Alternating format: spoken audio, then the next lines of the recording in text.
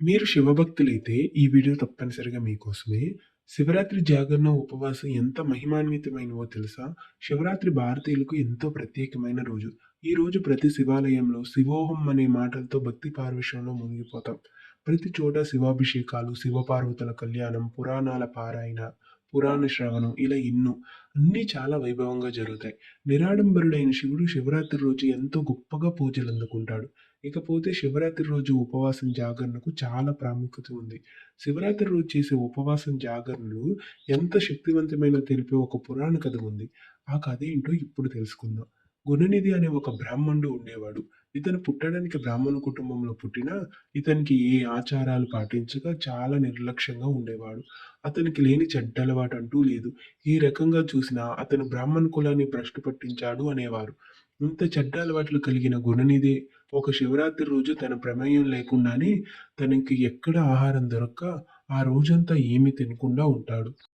అతను అలా తినకపోయేసరికి అదే శివరాత్రి ఉపవాసమైంది.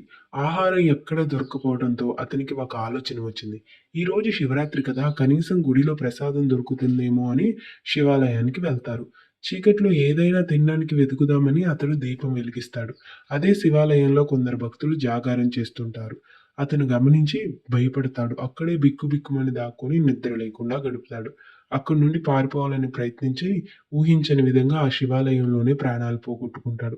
అతని ప్రమేయం లేకుండానే ఉపవాసం, జాగరణ ఉండటమే కాకుండా శివాలయంలోనే ప్రాణాలు పోగొట్టుకోవడంతో అతని పాపాలన్నీ నశించి శివ సామ్రాజ్యం పొందుతాడు. అంతేనా, ఆనాడు శివాలయంలో మరణించిన గుణనిధి మరుసటి జన్మలో నిధులకు అధిపతి అయిన కుబేరునిగా జన్మిస్తాడు.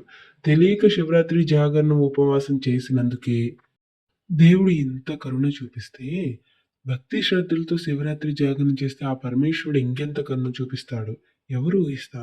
అందుకే శివరాత్రి ఉపవాసం, జాగరణ అనేవి జన్మ పాపాలను, చెడు కర్మల పాపాలను కరిగించేవి. వాటిని అందరూ విధిగా పాటిస్తే ఎంతో మంచిది. ఈ శివరాత్రి కూడా మీరు మంచిగా ఫ్యామిలీతో, కుటుంబంతో హ్యాపీగా జరపాలని కోరుకుంటూ థ్యాంక్స్ ఫర్ వాచింగ్. ఓం నమ శివాయ.